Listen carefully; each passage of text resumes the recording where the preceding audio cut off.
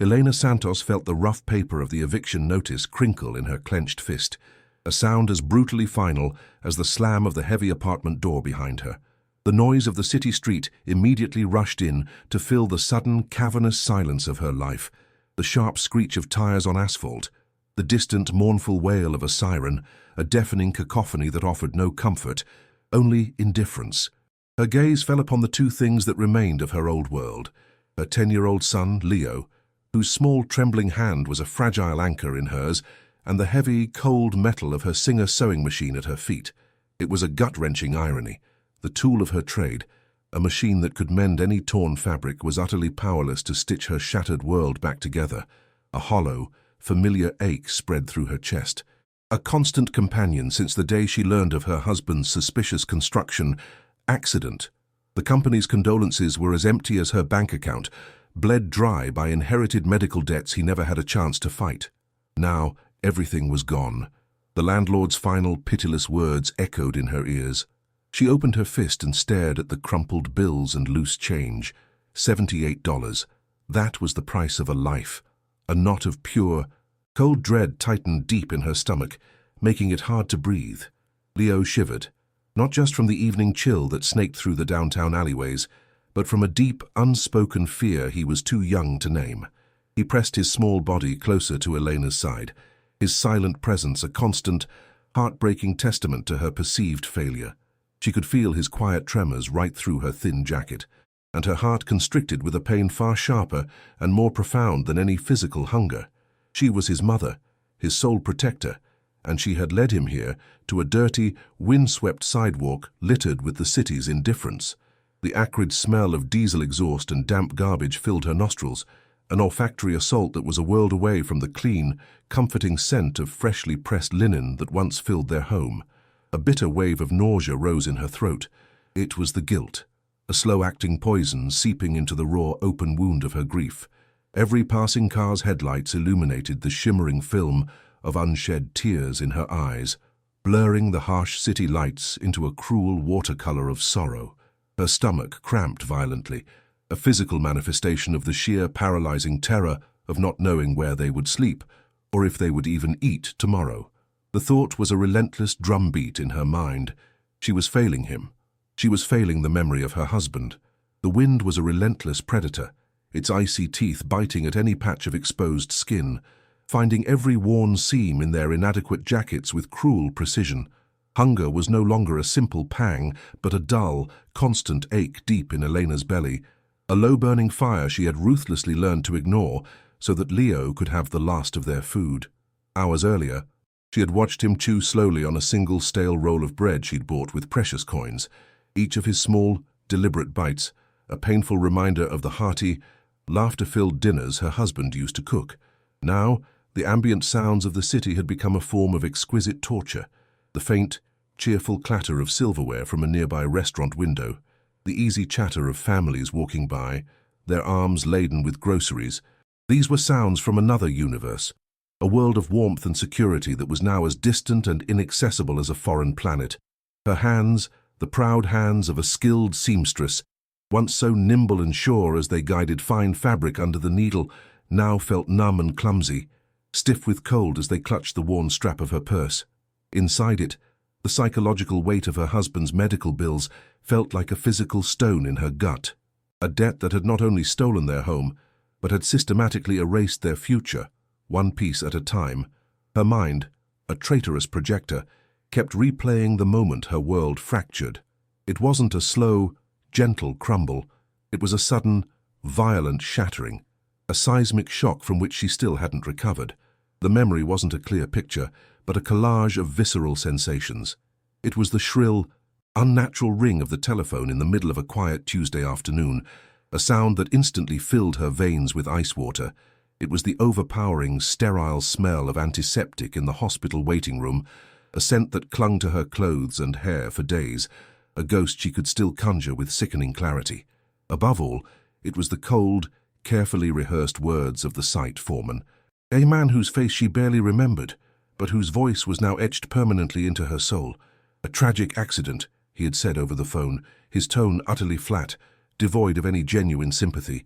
These things, They just happen on a big site. The words were a brutal dismissal, a closing of a door, a casual brushing away of her husband's entire existence.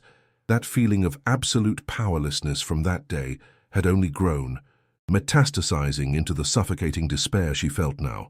The company that took him, a faceless entity, felt like an insurmountable monster that had not just killed him, but had methodically devoured the rest of their life. The cold of the bus bench seeped through her thin coat, but Elena barely noticed. Leo had finally drifted into an exhausted sleep, his head a heavy, precious weight on her lap, his face serene in the intermittent wash of passing headlights. Elena watched the rhythmic rise and fall of his chest, a small, steady miracle in the midst of their ruin. Looking at him, a fierce, desperate resolve surged through the numbness in her veins, a sudden fire that momentarily burned away the suffocating fog of fear. This was no longer just about survival, about finding a meal or a roof for the night. It had to be about more. It was about justice. It was about reclaiming the life that had been stolen from them, about fighting for the safe future her son deserved, the one his father had worked so tirelessly to build. Her gaze fell again to the sewing machine at her feet. It wasn't just a piece of old machinery. It was her only weapon. It was a promise she had absolutely no idea how she was going to keep. The $78 felt both impossibly small and terrifyingly final. This was the bottom. This was where her fight began. What defines the breaking point for a person pushed to the edge? If you believe in the unyielding power of a mother's will, subscribe to our channel and follow Elena's journey to see if she can stitch a new future from the absolute wreckage of her past. A lifeline arrived not as a miracle, but as a crackle of static over a payphone. It was the gruff, tobacco-scarred voice of Miguel, a man who had worked alongside her husband, a man whose face she barely recalled, but whose presence on the job site that fateful day made her stomach clench. He'd heard what happened. He was sorry. The words were perfunctory, but what came next made Elena's heart hammer against her ribs. He spoke of an unofficial living space out by the industrial port, a decommissioned shipping container, not a home, he clarified, his voice a low grumble, but a roof. The rent was a pittance, a one-time payment to a foreman to look the other way. The hope that ignited in her chest was terrifying, a fragile, flickering flame in the violent storm of her despair. It felt like a trap, a fool's bargain, but the image of Leo sleeping on the cold pavement was a far more terrifying spectre. She gripped the cold plastic of the receiver, her knuckles white, and agreed. She had no other choice. The journey to the port was a descent into another world, a slow stripping away of the familiar urban landscape. The city bus groaned and hissed, its engine a rattling death march, carrying them further and further into the industrial bowels of the metropolis. The scenery outside the grimy windows shifted from residential blocks to sprawling warehouses, then to vast and empty lots fenced with rusted chain link. The air itself changed. The smell of exhaust and city life replaced by something more ancient and elemental, the sharp, briny tang of saltwater mixed with the metallic oily scent of heavy industry.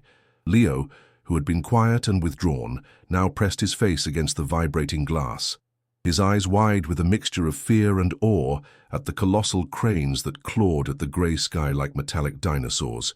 Elena felt a knot of anxiety tighten with every kilometer. The isolation was palpable, a physical weight pressing in on them, and the hope she had clung to began to feel thin and brittle. They were the last passengers. The bus wheezed to a halt at a deserted stop, the driver grunting and jerking his thumb towards a desolate expanse of cracked asphalt and weeds.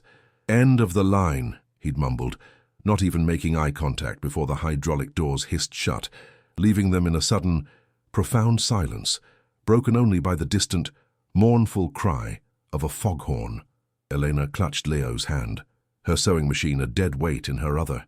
A man detached himself from the shadows of a nearby stack of pallets, a thick-set figure with a sunburned neck and a stained baseball cap pulled low. The foreman. He didn't introduce himself, just spat a stream of tobacco juice near her feet and grunted, "You the one Miguel called about?" Elena felt a tremor of fear. His eyes were small and hard, devoid of any light or sympathy. He surveyed her, Leo, and their meager belongings with a look of bored contempt that made her feel smaller than she already did. The air felt heavy, thick with unspoken menace. The transaction was as sordid and quick as she had feared. $60, now, the foreman demanded, extending a calloused, grease-stained palm. $60. It was almost everything she had left. For a heart-stopping moment, Elena hesitated. The sheer finality of it, the act of handing over the last vestiges of their security to this hostile stranger in this forgotten corner of the world, was paralyzing. Her hand trembled as she pulled the worn, folded bills from her pocket. The paper felt flimsy, insignificant. As she placed the money into his waiting hand, she felt a profound sense of loss, as if she were paying a ferryman to take them across a river from which there was no return. He counted the bills with practiced speed, grunted in satisfaction, and stuffed them into his pocket without a word of thanks. Then, with a jerk of his chin, he pointed, "It's that one. The blue one. Don't expect no visitors." He turned and walked away, disappearing back into the industrial maze, leaving them utterly alone. Elena's gaze followed his pointing finger, and the last fragile embers of hope inside her were instantly extinguished, smothered by a cold, tidal wave of despair. It wasn't a home. It wasn't even a shelter. It was a sarcophagus, a long rectangular box of corrugated steel, its once blue paint almost entirely consumed by a leprous blanket of angry, orange rust. It sat askew on a foundation of cracked concrete blocks, looking as if it had been dropped from a great height and simply left to rot. A deep, jagged gash ran down one side, crudely patched with a mismatched piece of sheet metal. It looked less like a dwelling and more like a wound. A sense of nausea, thick and sour, rose in her throat. She had paid for this. She had led her son to this. The distant, rhythmic clang of metal on metal from the port suddenly sounded like a funeral bell, tolling for the death of her last foolish dream. Her knees felt weak. She had traded the sidewalk for a coffin, taking a deep breath that filled her lungs with the sharp, sickening smell of decay. Elena forced her legs to move as they drew closer. The full horror of the place revealed itself in a symphony of sensory decay. The overwhelming stench hit them first, a vile cocktail of stagnant, salty water, creeping black mold, and the acidic bite of rust. It was a smell of things long dead and forgotten. The heavy steel door, its handle missing and replaced with a loop of greasy rope, groaned in protest as she heaved it open.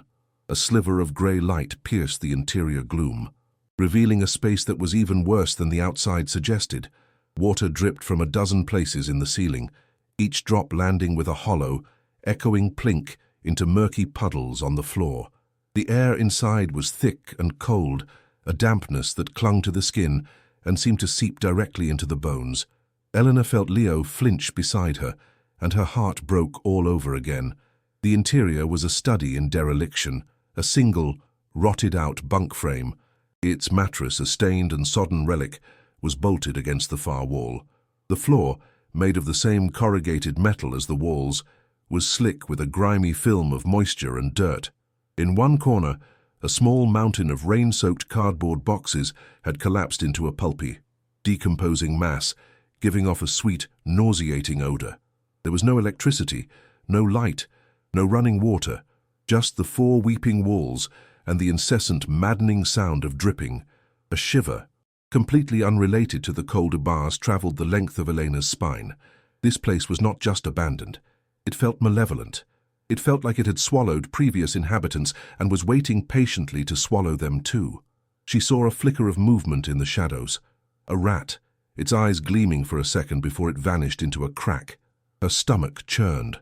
The psychological impact of the location was as devastating as the physical squalor. They were completely, terrifyingly isolated.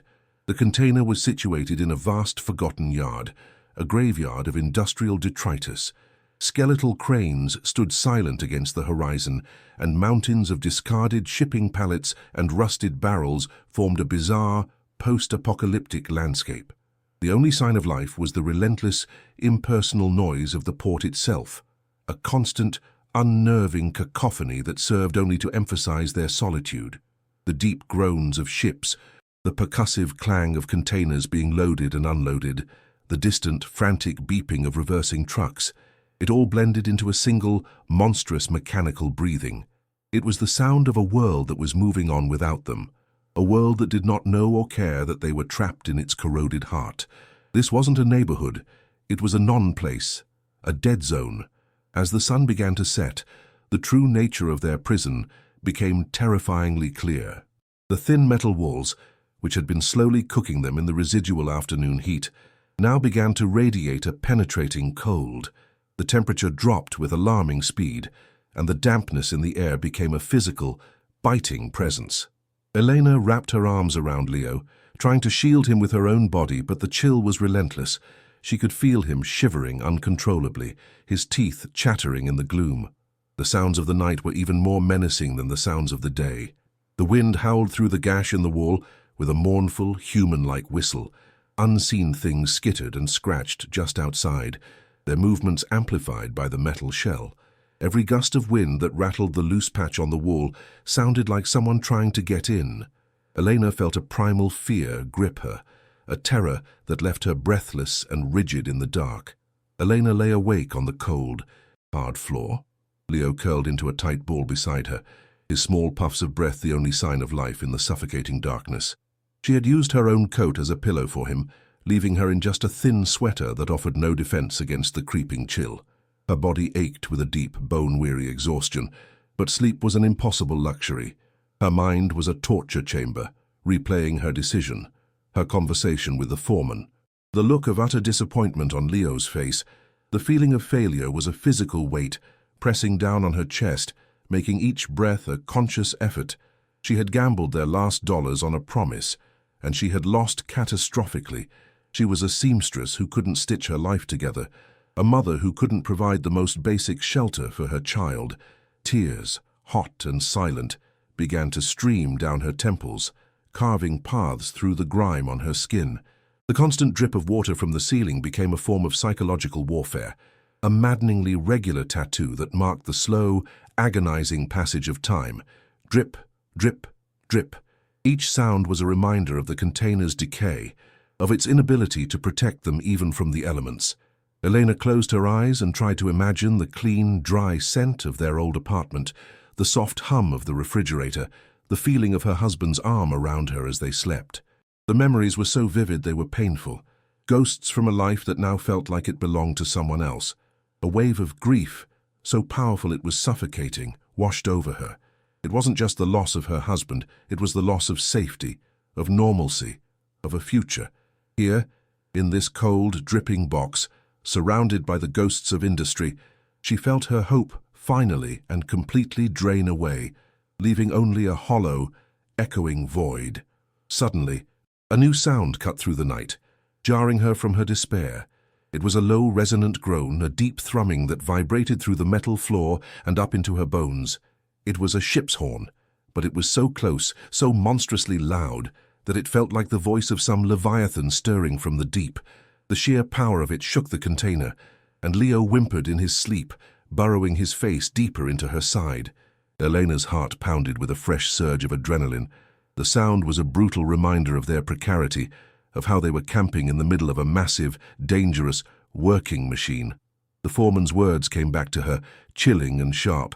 Unfortunate accidents are common in such a dangerous area. The same words used to dismiss her husband's death. A cold dread, sharper and more specific than her general despair, took hold. They weren't just isolated, they were in danger. As the first weak grey light of dawn filtered through the gash in the wall, it illuminated the full extent of their squalor. The puddles on the floor gleamed with an oily sheen. The mold on the walls seemed to have spread overnight, a living, breathing blight. Elena sat up, her body stiff and aching.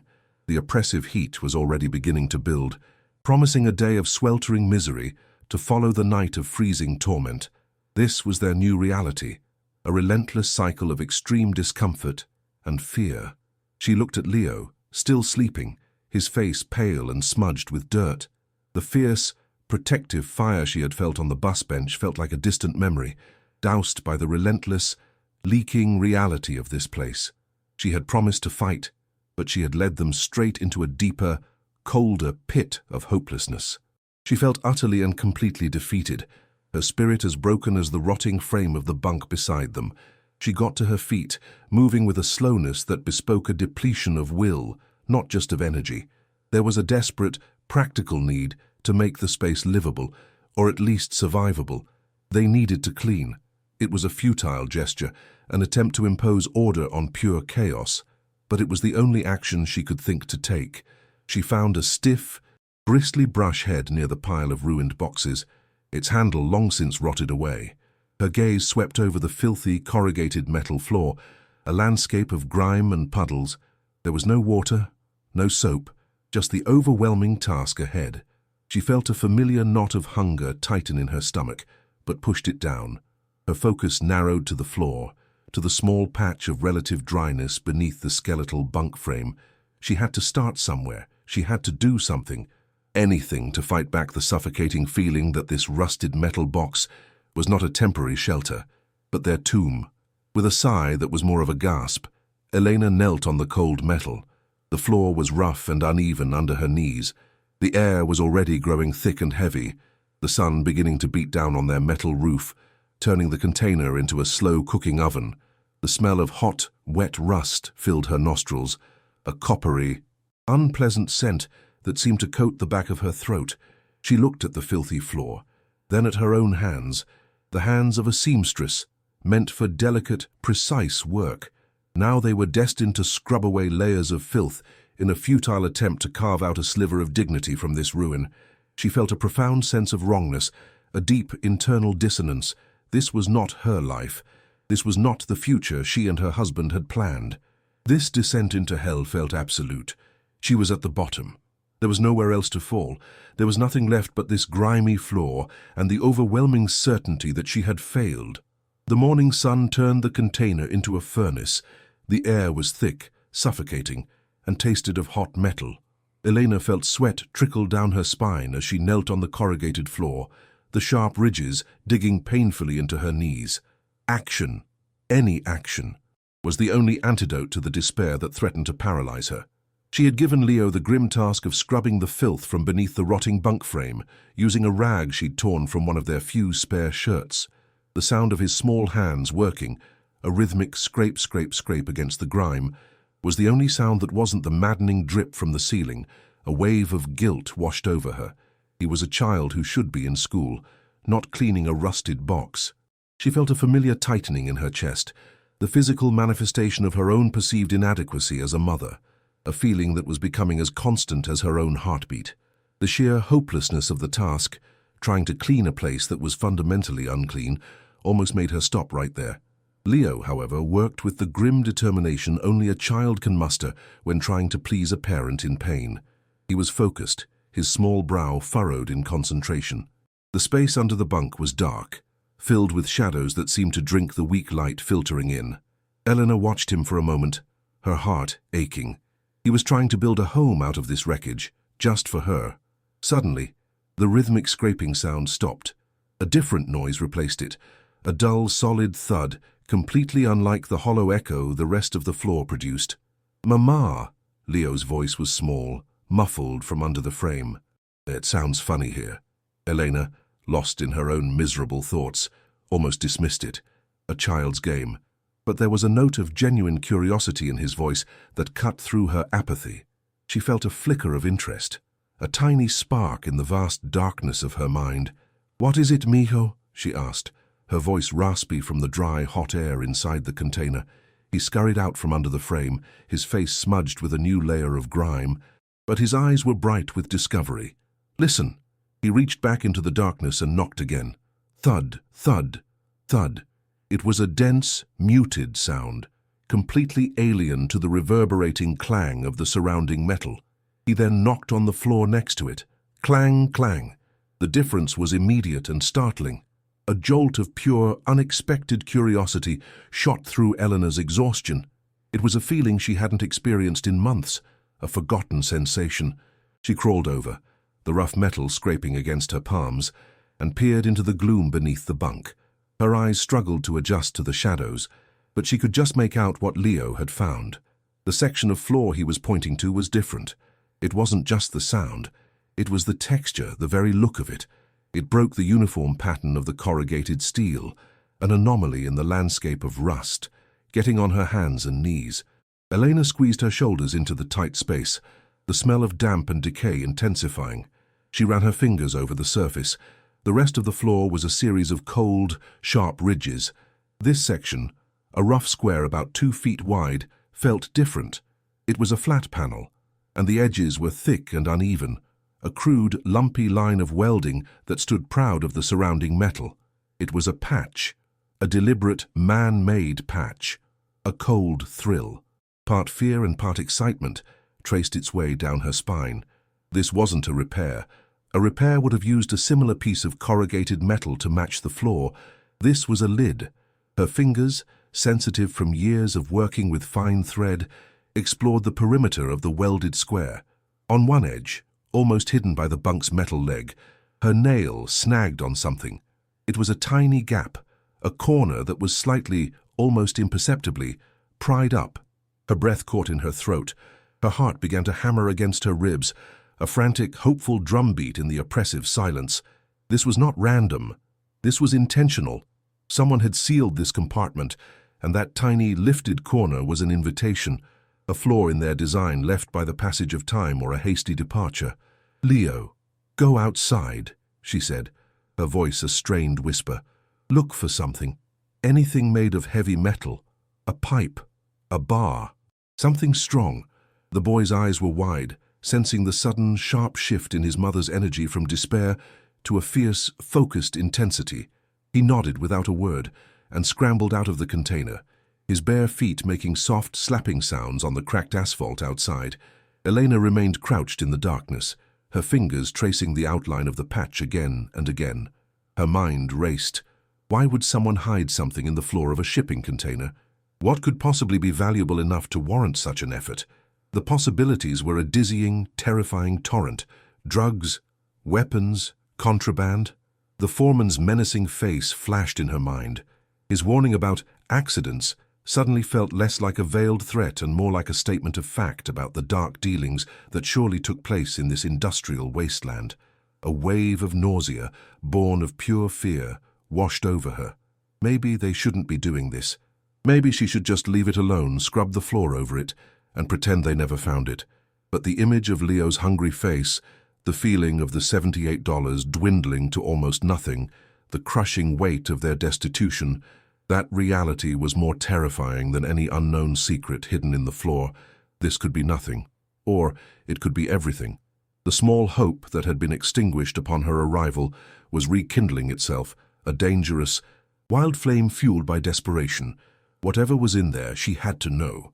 Leo returned, his face flushed with effort, dragging a long, heavy piece of rusted metal. It was a tire iron, a common tool, but here, in this moment, it felt like a sacred artifact, a key. It was heavy in her hands, the cold, pitted iron a stark contrast to the flimsy hope blooming in her chest. The metal was caked in dried mud and grease, and it smelled of oil and earth. Elena took a deep, steadying breath, the hot and stale air doing little to calm her racing pulse. She wedged the flattened end of the tire iron into the small gap her finger had found. It was a perfect fit. She put her weight onto the bar, leveraging it against the leg of the bunk frame. At first, nothing happened. The weld held firm, a stubborn, silent seal.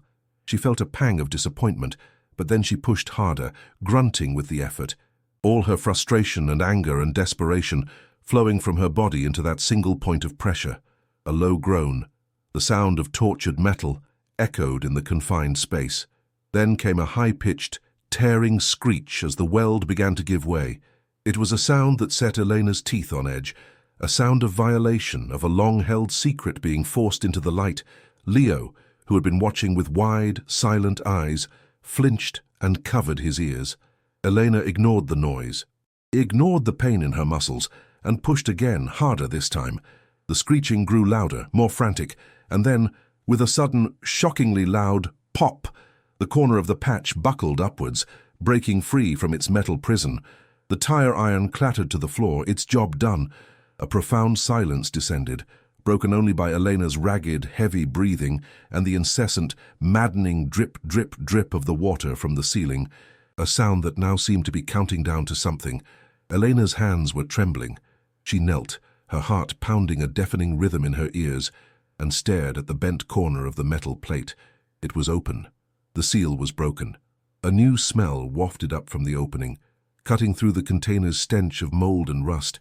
It was a dry, dusty scent, the smell of old paper and enclosed spaces, the smell of time itself. It was the smell of a tomb, but not a damp one, a dry one. Carefully, she hooked her fingers under the now raised edge of the plate. The metal was sharp and rough against her skin, but she barely felt it. She pulled. The plate, free from its weld on one side, bent upwards with surprising ease, folding back on itself like the cover of a grotesque metal book. Leo crept closer, his earlier fear replaced by an overpowering curiosity that mirrored her own. Together, they peered into the darkness below. The space beneath was not deep, perhaps only a foot or so. A false bottom cleverly built between the container's floor and the concrete blocks it rested on. The darkness within was absolute, a void that seemed to swallow the weak light from the doorway. But as her eyes adjusted, she saw it. It wasn't a pile of guns or a bag of drugs. It was a shape, a rectangular shape, wrapped in something dark and heavy. It took up almost the entire space of the hidden compartment. Elena felt a new wave of emotion. Not fear this time, but a strange, almost reverent awe. Whatever this was, it had been placed here with care, protected from the elements. The wrapping wasn't just a piece of plastic. It was thick and textured, stitched at the seams. It was oilcloth, the kind used by sailors and dock workers decades ago to keep things dry in the harshest conditions. Someone had gone to great lengths to preserve this. Reaching into the darkness was an act of pure faith. Her hand trembled as she lowered it into the compartment, the dry, cool air of the hidden space, a strange sensation against her skin. Her fingers brushed against the wrapping. The oilcloth felt rough and waxy, stiff with age. It didn't feel like it was covering anything sinister or dangerous. It felt solid, heavy. She hooked her fingers around the bundle and pulled. It was heavier than she expected, a dead weight that required her to use both hands. With a grunt of effort, she hoisted it out of the compartment and onto the grimy floor beside her. It landed with a solid, muffled thud. For a long moment, she and Leo just stared at it. It was a parcel from the past, an enigma wrapped in dark, waxy cloth, sitting incongruously in the filth of their current reality. The silence in the container was thick with unspoken questions. Her fingers, nimble and practiced from years of sewing, found the thick twine that bound the package. The knot was old and stiff, but she worked at it patiently, her heart hammering with a mixture of hope and dread. The twine finally gave way, crumbling into dusty fibers in her hand. She carefully unfolded the stiff, crackling layers of oilcloth. The waxy fabric fell away to reveal what lay within. It was a suitcase, a small, handsome leather suitcase. Its dark brown surface scuffed and worn, but the leather was still supple, clearly of high quality. It had two brass latches, tarnished with a greenish patina, but otherwise intact. An embossed symbol, a stylized bird of some kind, was faintly visible on the front. It was beautiful. It was completely out of place, a relic from a more elegant time, a time of wealth and secrets. A dizzying sense of unreality washed over Elena. This couldn't be happening.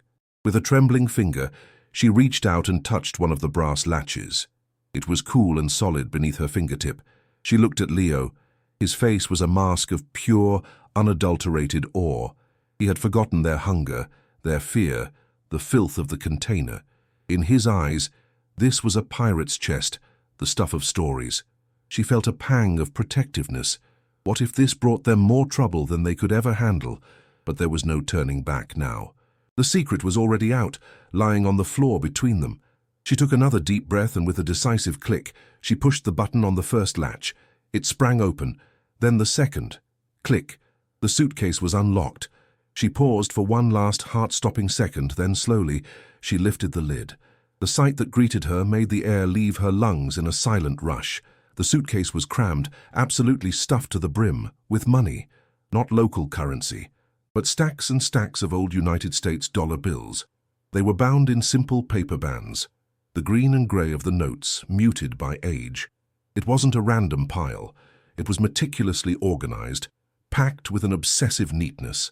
A faint, musty smell, the unmistakable scent of old paper and ink, rose from the case, a perfume of forgotten wealth. Elena felt her knees go weak.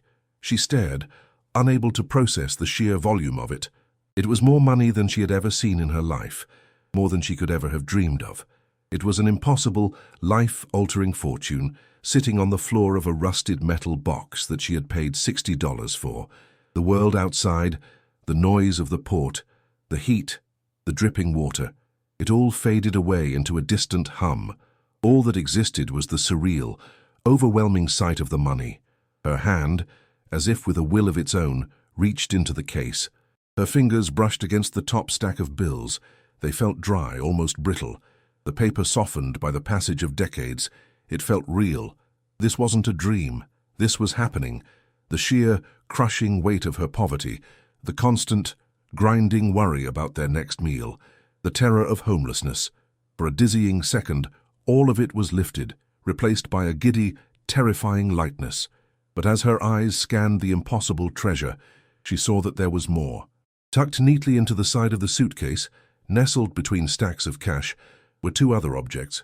One was a small, leather-bound book, its cover the same dark brown as the suitcase, looking very much like a diary. The other was a squat, cylindrical metal canister, grey and featureless, with a screw-top lid. It felt cold and heavy in her hand. Eleanor carefully lifted the diary from the suitcase. The leather was soft and worn smooth with handling, the corners rounded. It felt personal, intimate. A shiver that had nothing to do with the temperature ran down her spine. The money was a fortune, but this felt different. This felt like a story. The money was the what, but the diary was the why. The questions that had been swirling in her mind now coalesced into a single, sharp point. Whose money was this?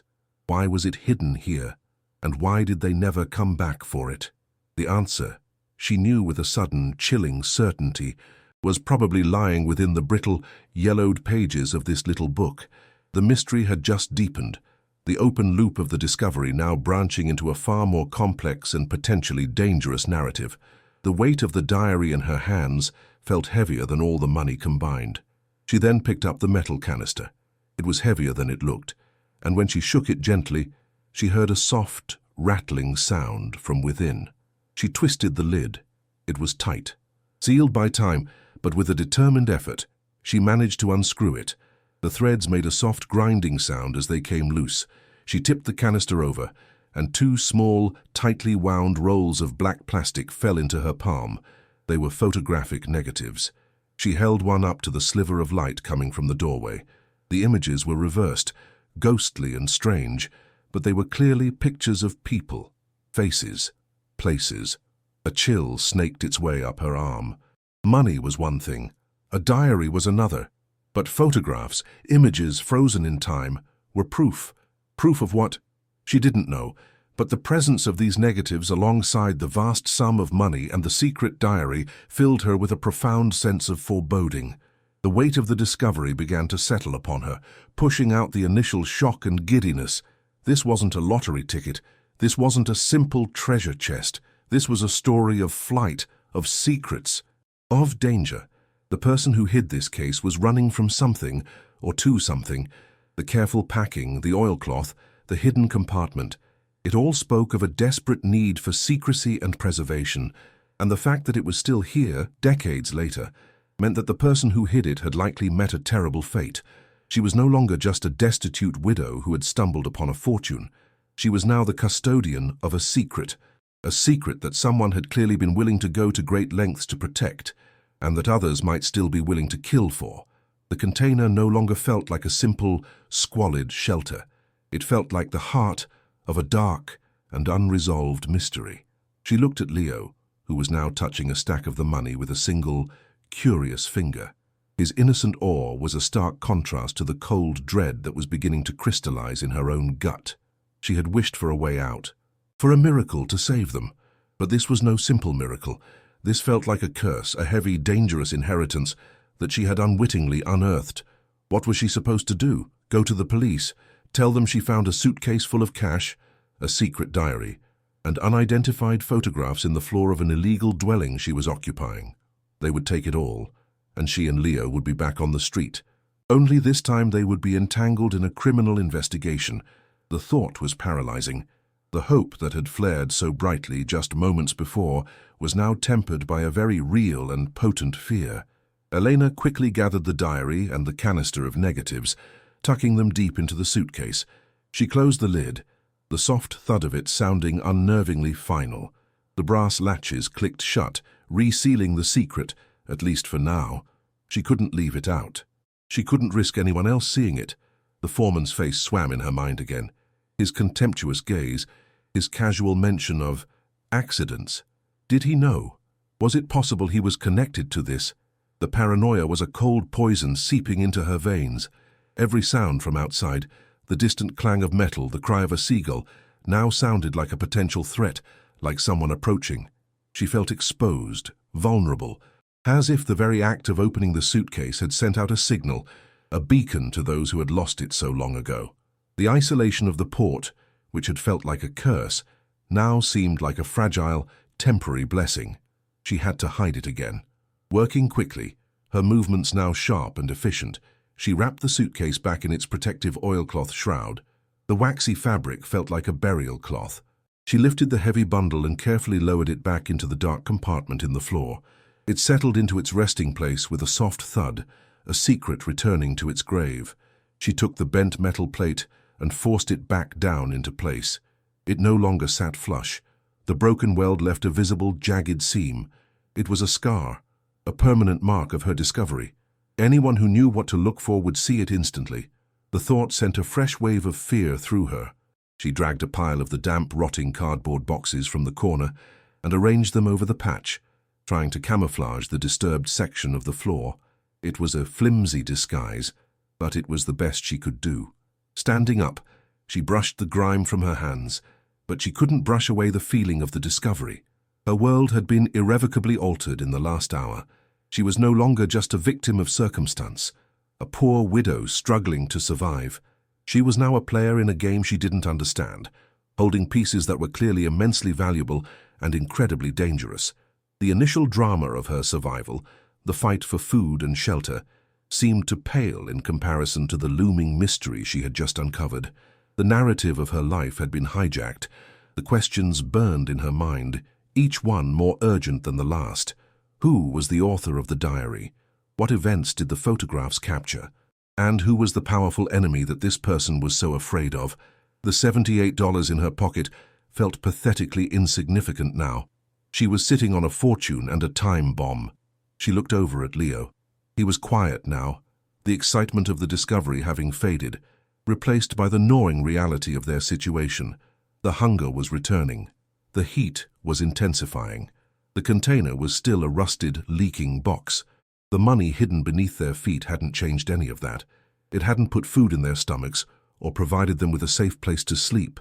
It was just a secret, a heavy, dangerous weight. Eleanor felt a strange sense of vertigo, as if she were standing on the edge of a great precipice. She could try to use the money a little at a time to escape this life, or she could open the diary, develop the negatives, and step fully into the mystery. The first path promised survival, but the second might lead to justice, or to a death just like the one that had likely befallen the suitcase's original owner. The choice felt immense, a crossroads from which there was no turning back. For the first time since her husband's death, the future was not a blank wall of despair. It was now a dark, branching tunnel, and she had just lit a single, flickering match. The path forward was terrifying, shrouded in shadows and filled with unknown dangers, but it was a path.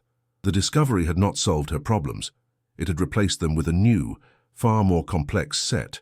It had replaced the slow, grinding erosion of poverty with the sharp, imminent threat of a forgotten conflict. She felt the cold leather of the diary in her mind's eye, the weight of the film canister. The secrets were calling to her. The story was demanding to be known. The simple drama of her grief was over. The mystery had begun. Night settled over the port not as a soft blanket, but as a heavy, smothering shroud. The container, a furnace by day, now leached the warmth from Eleanor's very bones. Sleep was a distant country she could not reach. Her mind was a frantic loom, weaving threads of fear and wild, desperate hope. The weight of the secret beneath the floorboards was a physical presence, a magnetic pull she could no longer resist. She had to know. With movements that felt both sacrilegious and necessary, She quietly moved the rotting cardboard, her breath held tight in her chest. The scrape of her fingernails as she pried at the metal lid sounded deafening in the silence. Retrieving the diary, she felt its cold, worn leather against her skin. It was a conduit to the past, a story demanding to be heard. She clutched it to her chest, her heart hammering against her ribs, a frantic counterpoint to the distant rhythmic clang of the port's machinery, which now sounded like the slow ticking of a bomb. She huddled in the corner furthest from the door, angling the small book to catch the faint, ghostly light from a sliver of moon. Her hands trembled, not from the cold, but from a deep, primal fear of what she was about to uncover. She opened the diary. A dry, musty scent, the smell of sealed time, rose from the pages. The paper was brittle and yellowed at the edges, and the ink, a faded blue-black, looked like a delicate stain. The handwriting was small and neat, the script of a careful, educated man, though in some places it devolved into a frantic scrawl. The first entry was dated with a chilling precision, 12 de Outubro de 1983. The words immediately pulled her into a world thick with paranoia and shadow. "My name is Javier Rojas," it began. "If this book is being read, it means I have failed. It means the doctor has won." Elena felt a frigid shiver trace a path down her spine. It was not a story she was reading, it was a final testament. As she turned the fragile pages, her fingers smudging the ghosts of Javier's words, the horrific tapestry of his world unspooled in the darkness. He was an architect, but he was also a member of a clandestine resistance cell, fighting to save lives under the country's brutal military dictatorship. The diary entries were a litany of terror and courage, speaking of whispered conversations in darkened cafes, of coded messages passed in library books, of the constant, stomach-churning fear of a knock on the door in the dead of night. The money in the suitcase, he explained, was a lifeline. It was smuggled into the country by international human rights groups, a secret fund to forge papers, bribe guards, and buy passage on cargo ships for union leaders, professors, and artists who were on the regime's death lists. Elena's throat tightened. The cash wasn't a treasure, it was ransomed hope, the price of lives that Javier had been trying to save. One passage made the air in the container turn to ice. "The port is our only escape route, but it is also the monster's maw," Javier had written, his handwriting tightening. "They bring the cack of subversives here at night, in unmarked trucks. Sometimes, when the wind is right, we can hear them. Faint screams, carried across the water from the warehouses on the North Pier, sounds a human being should never make." Eleanor instinctively looked through the gash in the metal wall, her gaze drawn to the distant, skeletal cranes and the hulking shadows of the warehouses. The unnerving industrial noise she had grown accustomed to suddenly took on a new, sinister character. It was no longer the sound of commerce. It was the sound of a vast, unfeeling machine designed to crush and dispose of human lives. A wave of nausea rose in her throat. This place, her only shelter, was a slaughterhouse. The final entries were a frantic, desperate scrawl, the ink bleeding in places as if from a trembling hand. Javier wrote of betrayal, of a mole who had infiltrated their cell and fed their names to the security forces. He is an officer, young but with old, dead eyes. A sadist. They call him the Doctor, for the methodical way he dissects his victims, physically and psychologically.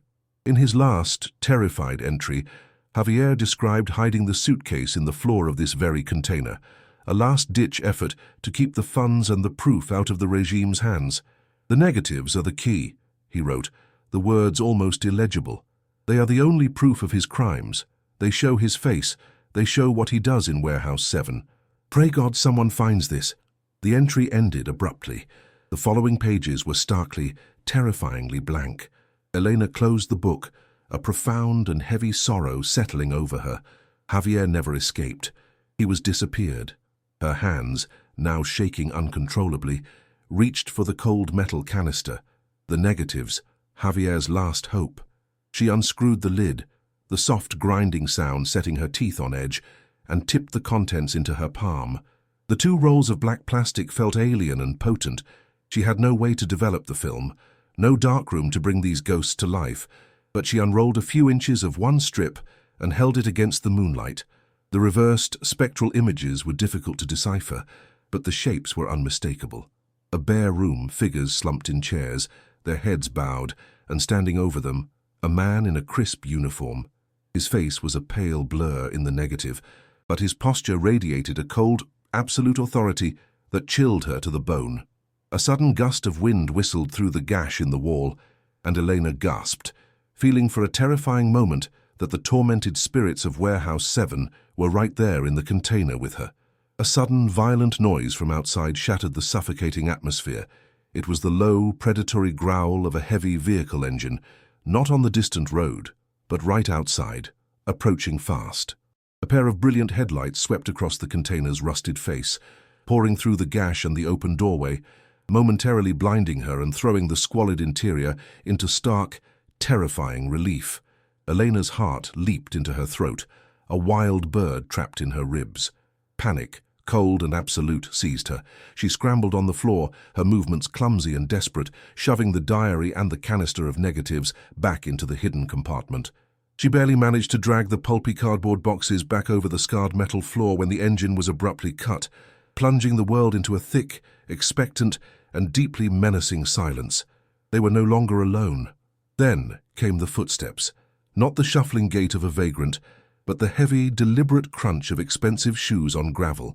More than one person, at least 3. The sound was confident, unhurried. The sound of predators who knew their prey was cornered. Elena froze, her entire body locking up in a rictus of pure terror. She lunged for Leo, who had been stirring in his sleep, and clamped a hand gently over his mouth, pulling his small, warm body tightly against her own. She could feel the violent, frantic trembling that shook his frame as he woke to the silent, terrifying tableau. The air grew thick, unbreathable, each second stretching into an eternity. Her every instinct screamed at her to run, to flee, but there was nowhere to go. They were sealed in this metal box. A sharp, authoritative knock rapped against the steel door, the sound exploding in the tiny space like a gunshot. The voice that spoke was not the foreman's gruff bark. It was smooth, educated, and saturated with a chillingly pleasant calm that was infinitely more terrifying than any angry shout. "Good evening," the voice purred, the sound carrying easily through the thin metal. "I know that you are in there. There is no need for alarm. I am not here to cause you any harm. I simply wish to have a word." It was the voice of an older man, but it was imbued with a resonance of absolute power, the voice of a man who had never in his life been denied. Elena felt a dizzying wave of vertigo, a sickening sense of recognition for a voice she had never heard.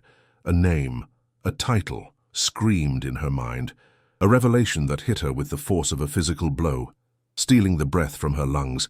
It was him. It had to be him. It was the doctor. She had no choice. To refuse would be an admission of guilt, an act of defiance she could not afford. Her legs felt like hollow tubes filled with sand as she forced herself to stand. Her hand, slick with a cold sweat, fumbled with the rope latch. The heavy door groaned open on its rusted hinges, a sound like a coffin lid being opened. Standing before her, bathed in the cold moonlight, was a man who was the very antithesis of his surroundings.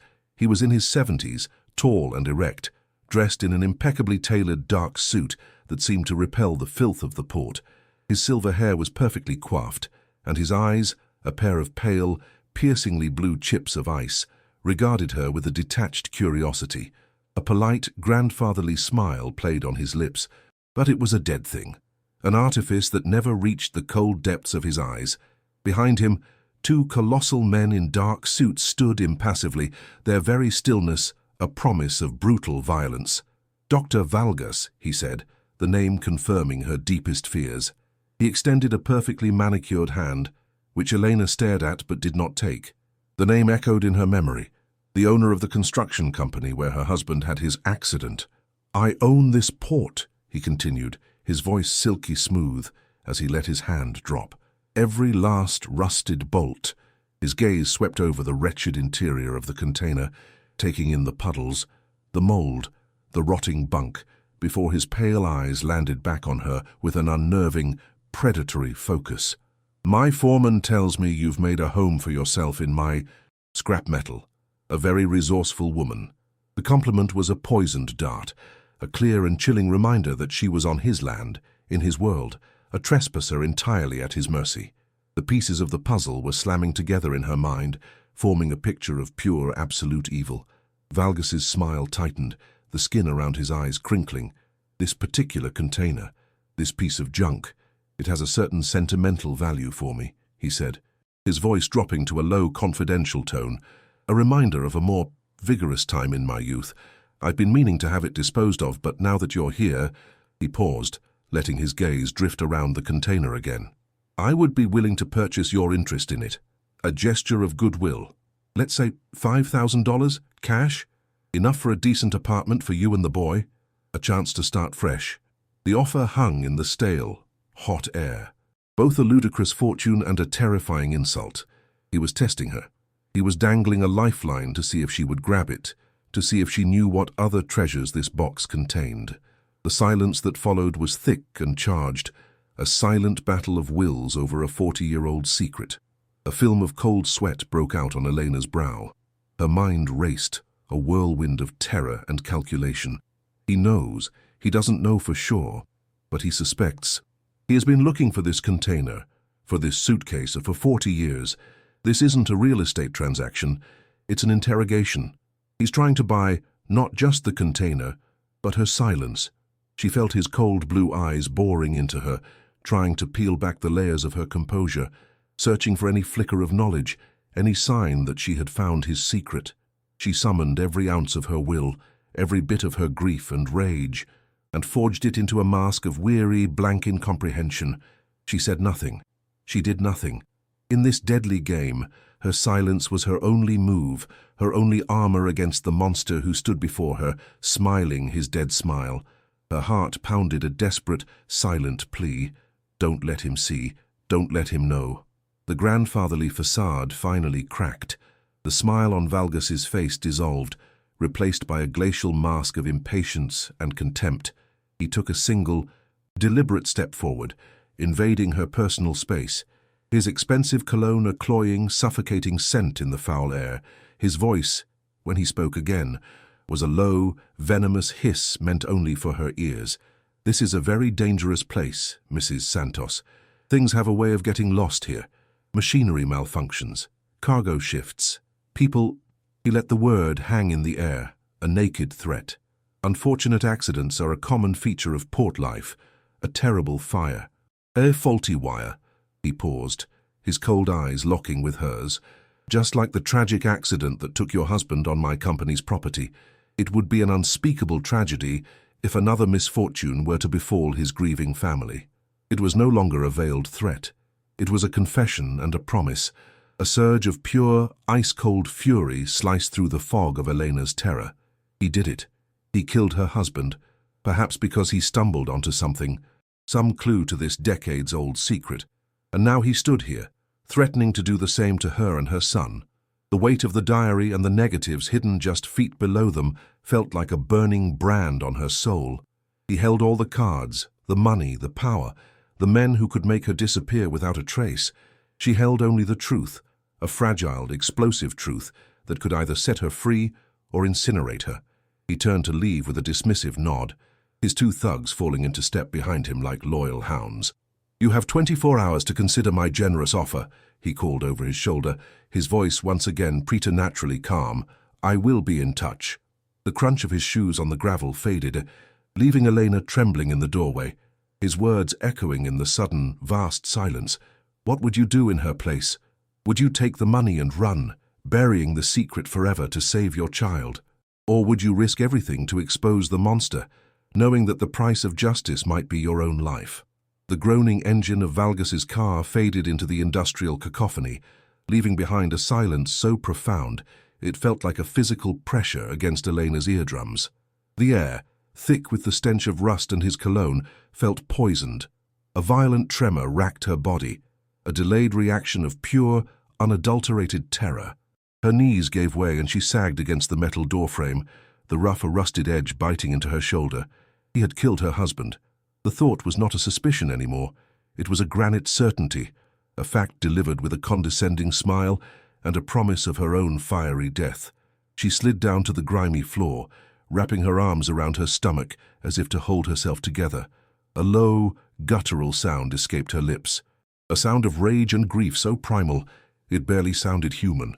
She looked over at Leo huddled on the filthy mattress, his eyes wide with a fear he was too young to comprehend.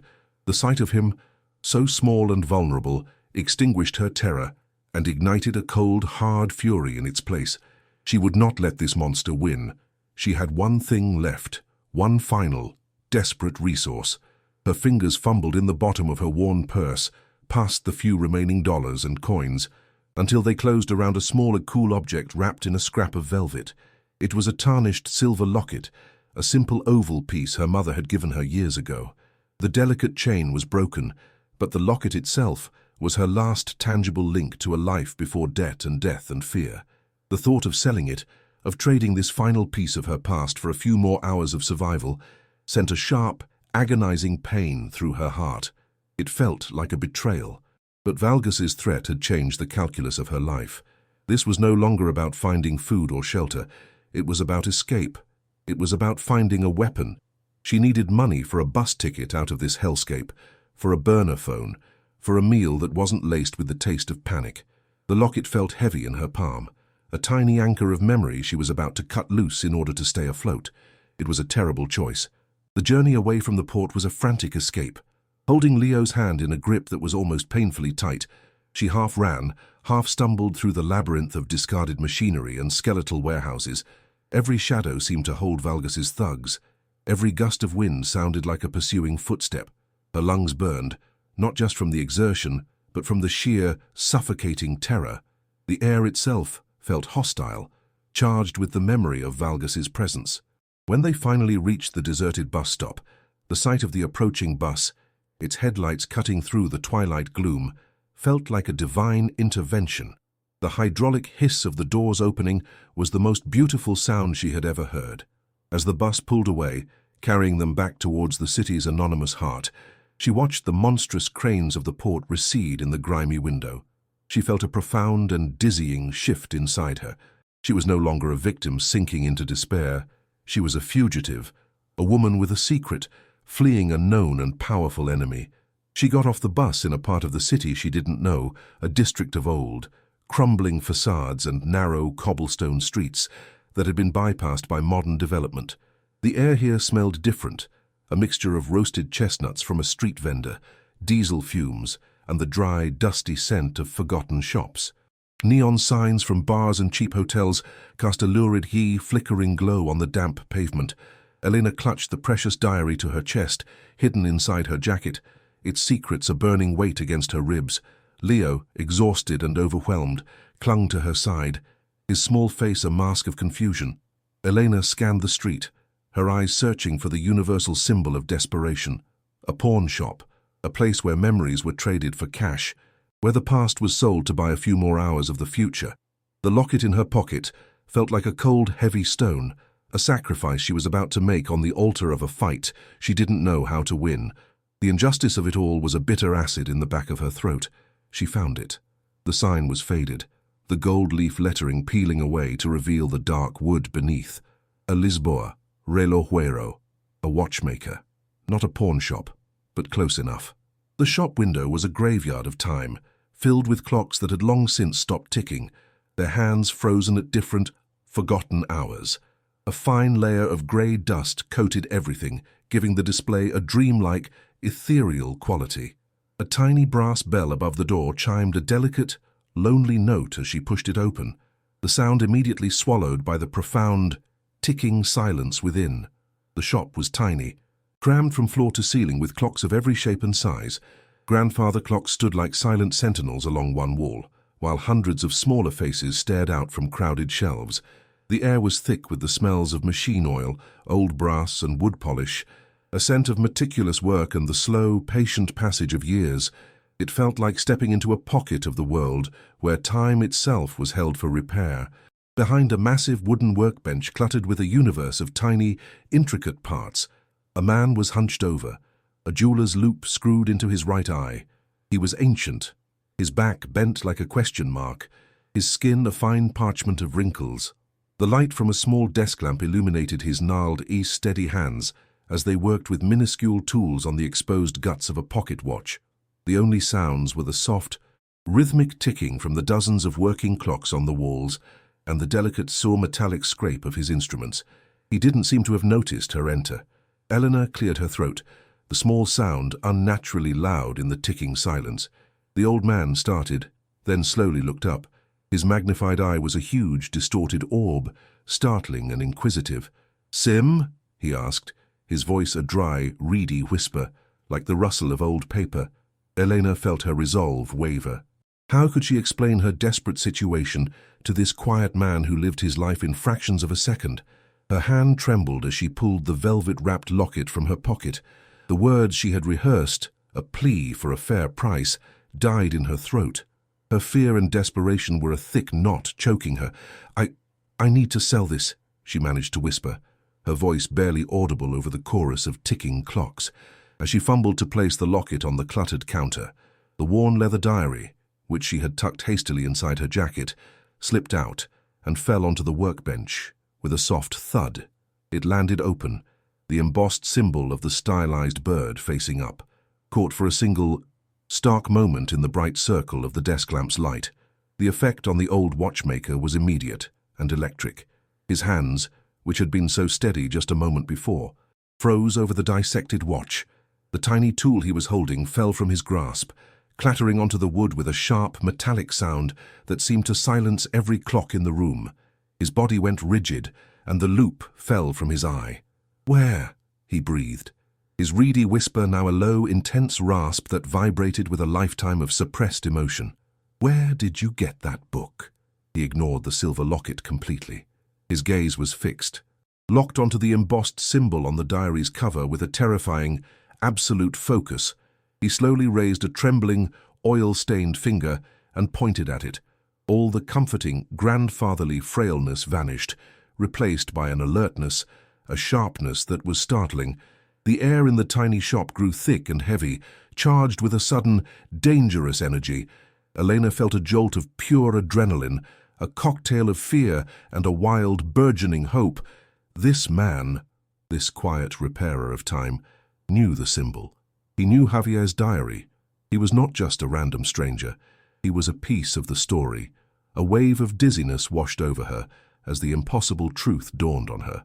She hadn't found a pawn shop. She had found a ghost from the past, a guardian of the secret she had just unearthed. For a long, silent moment, Eleanor was frozen by a torrent of conflicting instincts. Valgas's chilling threats had infected her with a deep, corrosive paranoia. Who could she trust? This old man could be anyone, another ghost from a violent past who might want the money for himself.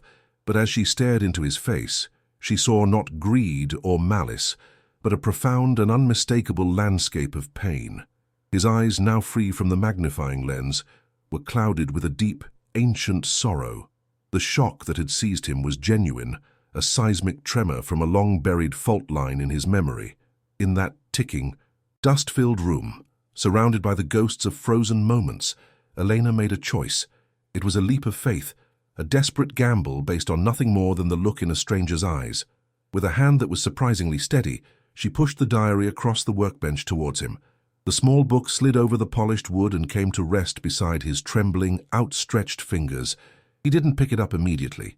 He simply stared at it, his breath coming in shallow, ragged bursts. He reached out a hesitant hand and traced the outline of the embossed bird with the tip of his finger, a gesture of almost unbearable tenderness and grief. "O Pinta Silgo," he whispered, the Portuguese name a soft, mournful sigh, the nightingale. "We called ourselves the Nightingales." He looked up at Eleanor, and she could see the sheen of unshed tears in his old eyes. "I am Arthur," he said, his voice cracking. "And I have not seen this mark in 40 years. I thought they were all gone, all of us." The admission hung in the air, transforming the dusty watch shop into a safe house, a confessional. He was one of them, the last of them. He picked up the diary with the reverence a priest would give a holy relic, holding it in his hands as if he were weighing the soul of his lost friend. The silence was broken only by the frantic, hopeful hammering of Elena's own heart. He sank back onto his stool, the diary held tightly in his hands. "Javier Rojas," he murmured, reading the name on the first page. He was an architect, a brilliant, brave man. He was the heart of our cell. As the clocks on the walls ticked away the seconds, Arthur painted a vivid, terrifying picture of their past. He spoke of the suffocating fear of the dictatorship, of friends and colleagues who would vanish in the middle of the night, their names erased from existence. He confessed his own role. He was the forger. His tiny, precise tools were not just for clock gears. They were for altering passports, creating new identities, forging the documents that allowed dozens of marked men and women to slip through the regime's net and escape to freedom. He was a rescuer who worked in the shadows, his only weapon a pen and a deep, abiding hatred for the men in uniform who were tearing his country apart. The stories he told were filled with the smell of cheap ink and the constant, metallic taste of fear. The dam inside Elena finally broke. The story she had read in the diary, which had felt like a distant, historical horror, was suddenly real, alive, and sitting across from her in the form of this frail old man. The words poured out of her in a torrent, a desperate, jumbled confession of everything that had happened. The eviction, the container, Leo's discovery, the impossible fortune in cash, the terrifying negatives, and finally, Valgas's visit, his name, his title, his threats. As she spoke the name, Dr. Valgas, a visible shudder went through Arthur. The color drained from his already pale face, and he gripped the edge of his workbench, his knuckles turning white. Valgas, he breathed, the name like a curse on his lips. So, the devil is still walking the earth. He looked at Eleanor, his eyes filled with a new, terrible understanding. The disparate, tragic pieces of Elena's life were all connected to a single, monstrous source, a man Arthur had been running from in his mind for 4 decades. Elena's voice cracked as she told him the final, most damning detail. The accident that had killed her husband on a Valgas-owned construction site. A dark, terrible light of certainty dawned in Arthur's eyes. He stood up, his frailness forgotten, and began to pace the tiny, cluttered space between the workbench and the wall of clocks. It was not an accident, he said, his voice low and vibrating with a cold, hard rage. Of course not. Nothing with that man is an accident. He stopped and looked at her, his gaze sharp and piercing. Your husband must have found something. Some old record from the Port Authority, a shipping manifest, a blueprint of the old warehouses. Something that connected Valgas to Warehouse 7, to his past. He must have gotten too close to the truth, and Valgas had him silenced. The speculation was delivered as fact, and Elena felt the truth of it resonate deep in her bones. It was the missing piece, the keystone that locked the entire horrific structure of her tragedy into place. The revelation was not a gentle dawning. It was a physical blow, a concussive force that knocked the air from her lungs and made the room spin. The grief she had carried for her husband, a heavy, sorrowful weight, was instantly transmuted into a white-hot, diamond-hard fury. It wasn't misfortune. It wasn't a tragic accident. It was murder. A cold, calculated execution to protect a 40-year-old secret. Valgas hadn't just taken her husband. He had spat on his memory, lied to her face, and then threatened to murder her and her son to finish the job. The sheer, monstrous evil of it was almost incomprehensible. Arthur saw the shift in her, the dangerous fire that lit up behind her eyes. He rushed to her side and gripped her arm, his touch surprisingly strong. "This changes everything," he said, his voice urgent and low. "There is a man, a lawyer with the Human Rights Commission. His name is Almeida. He has dedicated his life to hunting men like Valgas, but he needs proof. Elena, you haven't just found a fortune, you have found justice." Just as a sliver of hope, sharp and fragile, began to pierce the darkness, a shrill, alien sound shattered the ticking calm of the shop. It was the ringtone of the cheap burner phone Arthur had insisted she buy with the money from her locket. The sound was a screeching violation, an alarm bell signaling that the outside world had found their sanctuary. It was an unknown number. Elena's blood ran ice-cold. A wave of pure chemical dread washed through her, making her stomach clench violently. She knew, with an instinct that bypassed all logic, who was calling. She looked at Arthur, her eyes wide with terror. He gave a single, grim nod. His face was a mask of hardened resolve. "Answer it," he commanded, his voice a low whisper. "Let us hear what the devil has to say." Elena's hand shook so badly she could barely hold the small plastic device. She pressed the green button, her thumb slick with a cold sweat, and raised the phone to her ear, bracing for the silky, venomous voice of Dr. Valgus. But it was not Valgus. The voice that barked in her ear was rough, impatient, and oozing with menace. It was one of the thugs. "The doctor is growing impatient," the voice growled, the sound distorted by the cheap speaker. "He wants you to have a demonstration of his displeasure, a little motivation. Look towards the port." Before Eleanor could even form a word, the line went dead, the click of the disconnection as final and brutal as a gunshot. A profound, suffocating dread filled the small room. A demonstration? Arthur, his face pale and grim, rushed to the back of the shop, pulling aside a heavy velvet curtain to reveal a single, grime-streaked window. It looked out over a landscape of rooftops, and beyond them, in the distance, the skeletal silhouettes of the port cranes against the deepening twilight sky. "Elena, come quickly," he urged, his voice tight with a terrible urgency. She stumbled after him, her heart pounding a frantic, terrified rhythm against her ribs, and then she saw it. A thick, obscene pillar of greasy black smoke was climbing into the bruised purple of the evening sky, rising from the exact spot where her container, her only shelter, was located. It was a column of pure malevolence, a foul black finger pointing accusatorily at the heavens. A fire. He had set a fire. A strangled gasp escaped Elena's lips, and she pressed her hand to her mouth, the taste of soot and ash suddenly filling her senses. She could almost feel the intense, roaring heat, could almost hear the shriek of twisting metal as another container, a neighbor to her own rusted prison tree, was consumed by the flames. It wasn't a warning. It was a promise. It was a preview of her own fate, a dress rehearsal for her own immolation. Leo. The thought of her son, who she had left in the relative safety of the shop's small back room, sent a jolt of primal terror through her so powerful it almost buckled her knees. The smoke was a message written in fire, and its meaning was terrifyingly clear. The burner phone shrieked again, and this time she knew it would be him. She answered, her hand trembling so violently she nearly dropped the phone. The voice that slithered into her ear was Valgus's, the silky, polite tone now completely gone, replaced by a chilling, reptilian coldness. "That was container 74, sir," he stated, his voice flat and devoid of any emotion. "An unfortunate but necessary bit of spring cleaning. Yours, I believe, is number 75. A simple clerical error could be made. The implication was monstrous, a clear and unambiguous threat. I expect my property, all of it, to be returned by morning. Or the fire department might just get the wrong address when the next call comes in. And this time, they may find that the occupants were too slow to escape." The line clicked dead, the silence he left behind more terrifying than his words. The ultimatum was absolute.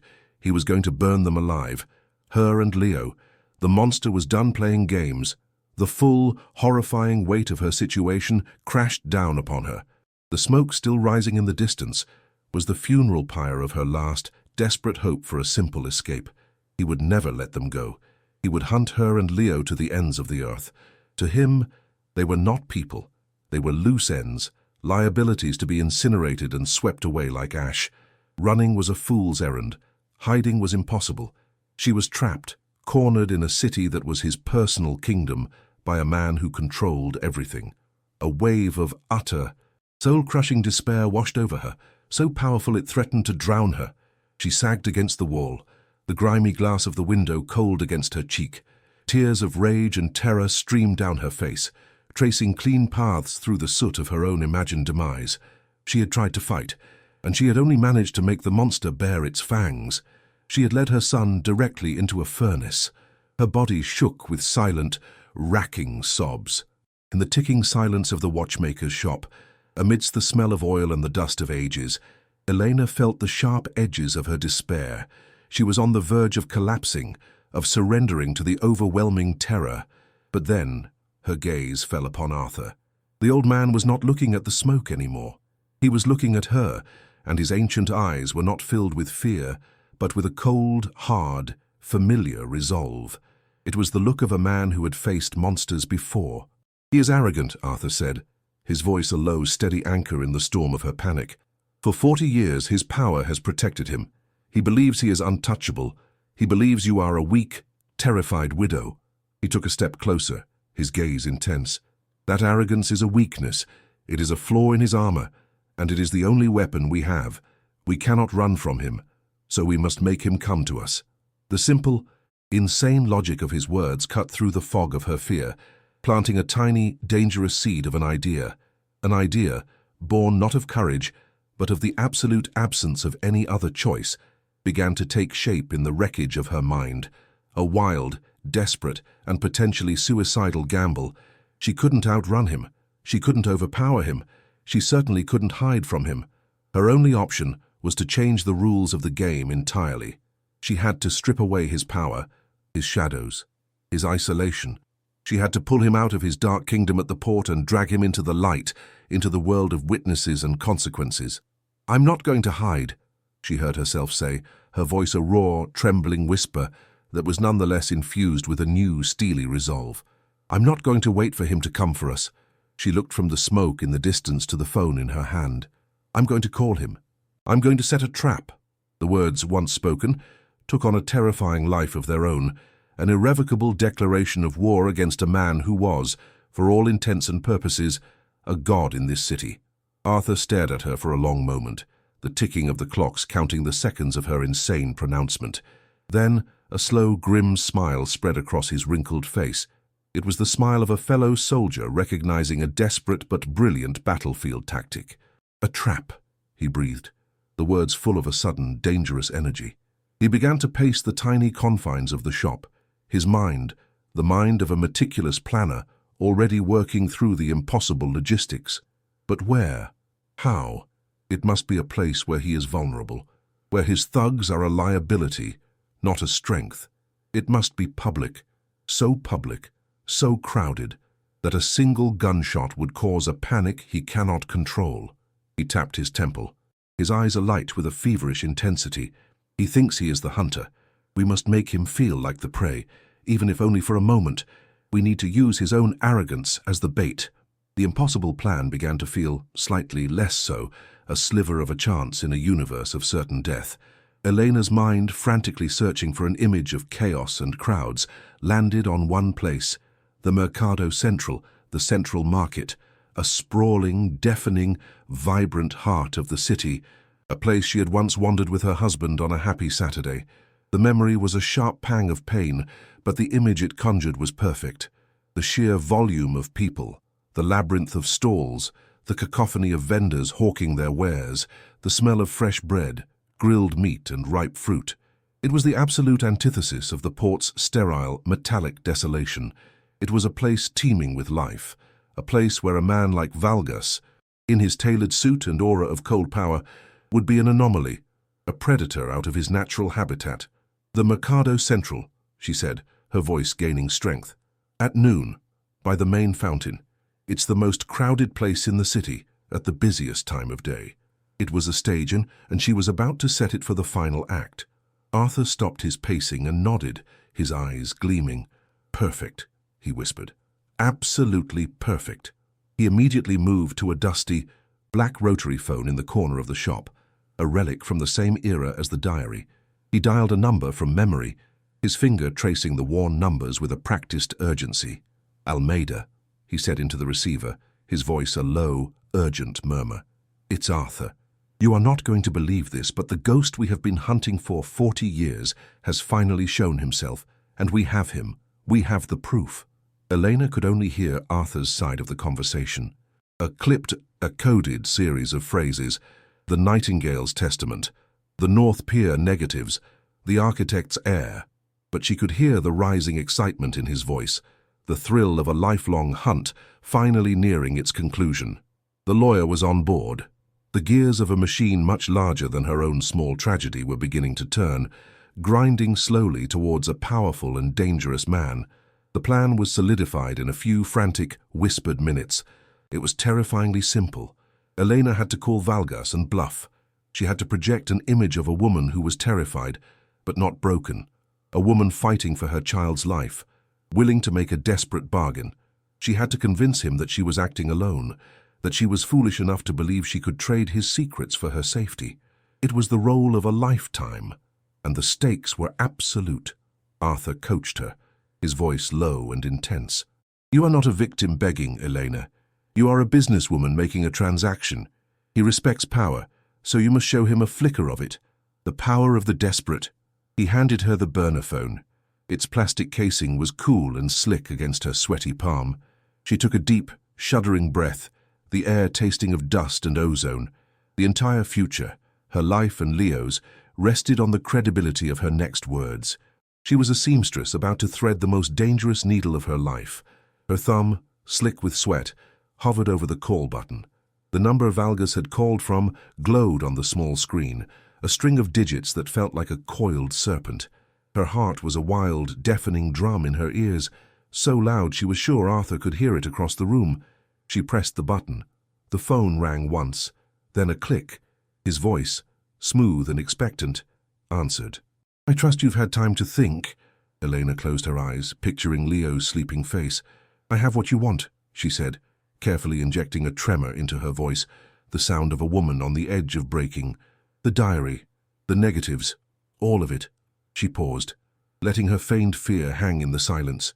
"But I will not be burned alive in a metal box. I will not meet you in your kingdom of rust. I will only give these things to you, personally. And you will give me the money you promised, and a guarantee that you will leave me and my son alone forever." The audacity of her own words shocked her. She pushed on, laying out the terms Arthur had rehearsed with her, her voice gaining a thin, brittle layer of false strength. "The Mercado Central. Tomorrow, at noon, by the big fountain in the main square. You come alone. You bring the cash. I bring the suitcase. A simple exchange." She took a breath, then delivered the heart of the bluff. "If you are not alone, if I see any of your men, if any harm comes to me or my son, I have made arrangements. A trusted friend has copies of the most damning pages of the diary and one of the rolls of film. The moment I don't check in, they will be delivered to every major newspaper and television station in this country. Your sentimental value will become a national scandal." It was a complete and utter lie. There were no copies. There was no trusted friend but the old man beside her. There was only this one, desperate all-or-nothing gambit to lure the shark into shallow waters. A long, heavy silence stretched from the other end of the line. Elena held her breath, her knuckles white as she gripped the phone. She could almost feel Valgas on the other side, his cold, analytical mind dissecting her words, weighing the probabilities. He would be considering the source. A poor, desperate seamstress. Was she capable of such a complex threat? Or was it the clumsy bluff of a cornered animal? His arrogance, she prayed, his lifetime of swatting away the insignificant, would make him believe the latter. He would see her as a pathetic creature trying to bargain, not as a genuine threat. He would underestimate her. He had to. The silence stretched for another 10 seconds, an eternity in which Elena's entire future hung suspended. Finally, she heard a soft, condescending chuckle, a sound that made the hairs on her arms stand up. The shark was intrigued by the bait. He was considering the bite. "Very well, Mrs. Santos," his voice finally came, dripping with a patronizing amusement that was far more chilling than any shout. "You have some spirit, I will grant you that. It's a shame your husband didn't share your resilience." The casual cruelty of his words was a final twist of the knife, a reminder of exactly who she was dealing with. The Mercado Central at noon. "I will be there, and I will be alone. But for your sake," his voice dropped to a menacing purr, "I do hope you come alone as well.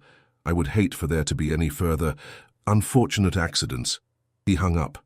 The connection was severed, leaving a profound and terrifying silence in its wake. Elena's legs gave out, and she collapsed into a nearby wooden chair, the phone clattering from her nerveless fingers onto the dusty floorboards. The bluff had worked. The trap was set. She had just made an appointment with her husband's murderer. The immediate rush of adrenaline drained away, leaving her utterly spent, a hollowed-out shell of a woman. She trembled, not with fear, but with the sheer, vibrating aftermath of her confrontation. She had done it. She had looked into the abyss and hadn't blinked. Arthur rushed to her side, placing a steadying hand on her shoulder. "You were magnificent," he whispered, his voice thick with admiration and awe. Javier would have been proud. The praise did little to soothe the cold knot of terror in her stomach. The trap was set, yes, but she was the bait. She had willingly agreed to walk into the center of a crowded plaza and meet a man who had killed without remorse and who would surely do so again. For the next 12 hours, she and Leo were technically safe, protected by the fragile promise of their meeting. But tomorrow, at noon, she would be utterly, terrifyingly exposed. She was no longer a grieving widow or a desperate mother. She had become a weapon, and she was aimed directly at the heart of a monster. The call ended, but the silence that descended upon the dusty watch shop was not one of peace. It was the charged, humming silence of a machine set into motion, of a trap armed and waiting. Arthur was already on his rotary phone, his voice a low, urgent current of information flowing to the human rights lawyer, Almeida. Elena listened, her body still thrumming with the terrifying aftermath of her performance.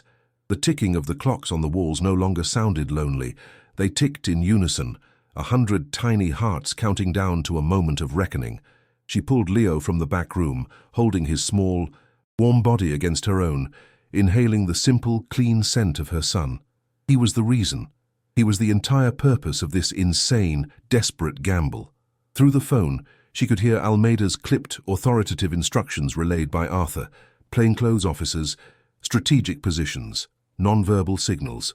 The plan, which had been a wild fantasy just an hour ago, was now a coordinated federal operation, and she was the tip of the spear. The next morning, the city awoke with a slow, indifferent yawn. But for Elena, every sensation was amplified, every sound charged with unbearable meaning. The distant cry of a street vendor, the rumble of the first bus, the smell of damp pavement.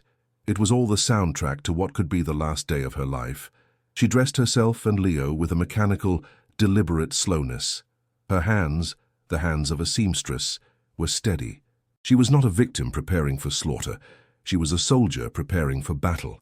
The heavy leather suitcase, containing the diary and the negatives, was her only weapon.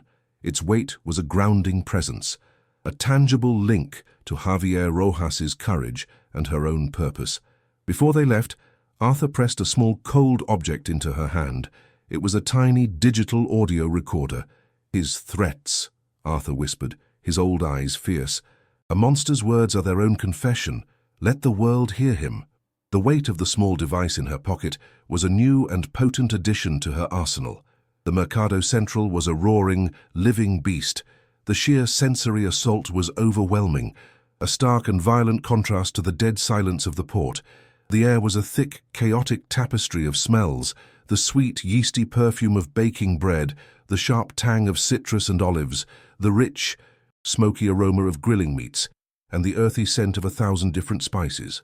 A cacophony of sounds washed over her, vendors shouting their prices in a rhythmic chant, the bright, brassy notes of a mariachi band, the incessant, joyous chatter of 1,000 simultaneous conversations, and the happy shrieks of children.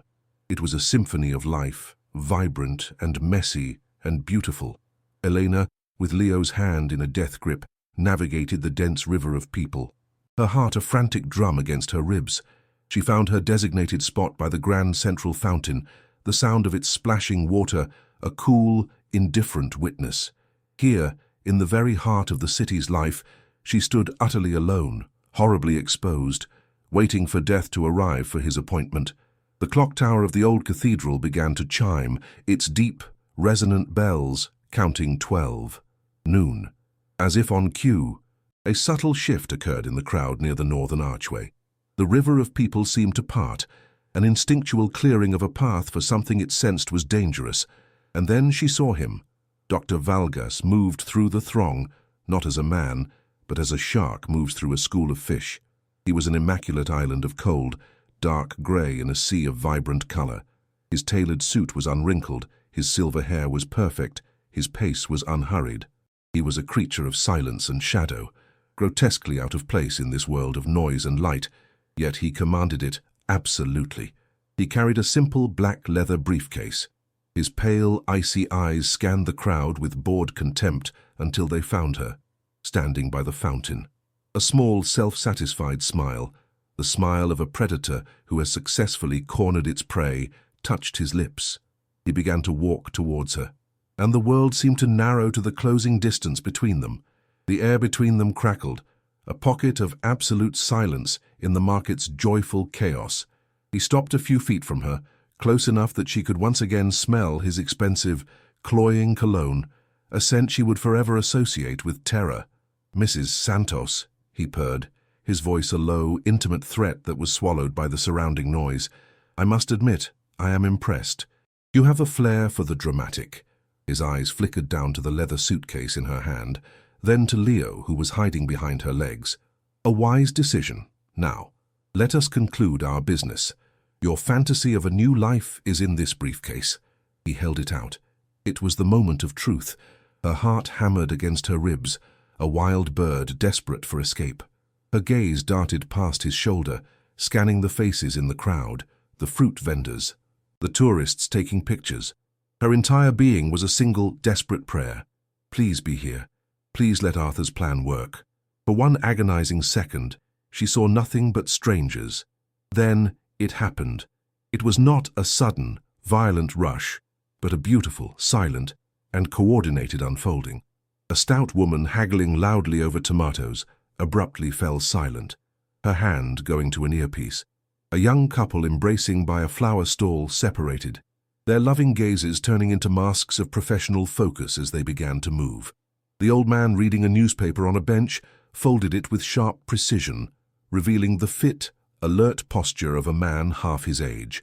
From every direction, seemingly random points of life in the market's tapestry converged. They were ghosts stepping out of the crowd, their movements fluid and economical, forming a closing net of quiet, deadly competence. Valgas, his attention fixed on Elena, didn't notice until it was too late. He turned, a flicker of irritation on his face, and his eyes widened as he saw the circle of impassive faces closing in. The mask of untouchable power shattered, replaced by a flash of raw, cornered animal panic. He knew. A man in a simple, unassuming suit stepped through the closing circle, his presence radiating an authority that dwarfed Valgas's. He held up a small leather wallet, flashing a gold federal badge. "Dr. Valgas," he said, his voice calm but carrying the unbreakable force of the law. "My name is Almeida. You are under arrest for the murder of Javier Rojas, for crimes against humanity, and for the murder of Ricardo Santos." At the mention of her husband's name, a strangled sob escaped Elena's throat. Valgas stared, his mouth slightly agape, his face a canvas of disbelief, turning to pure, impotent rage. Two officers stepped forward, and the sharp, metallic click of handcuffs snapping shut around his wrists echoed in the small pocket of silence. It was the sound of a 40-year-old reign of terror ending. As Valgas was led away, a ghost stripped of his power, Elena stepped forward and handed the worn leather suitcase and the small audio recorder to Almeida. Justice as heavy and real had finally been served. The arrest of Dr. Valgas was a seismic event, a story that ripped through the city and the nation. The dam of silence broke, and a flood of other stories, other victims of his industrial empire and his secret past, poured forth. The contents of the suitcase, Javier's diary, and the damning photographic negatives were undeniable proof, the key that unlocked decades of corruption, torture, and murder. Valgas's empire crumbled to dust. The vast sum of money after legal proceedings was used to establish the Rojas Santos Fund, a foundation providing reparations for families of the disappeared. But the state did not forget its key witness. For her courage and the critical role she played, Elena was granted not just protection, but a substantial reward, a finder's fee that was a small fraction of the recovered fortune, but an amount so staggering it felt like a number from a dream. The official letter arrived on a Tuesday, the same day of the week her husband had been murdered. And its contents didn't just promise a new life, they delivered one.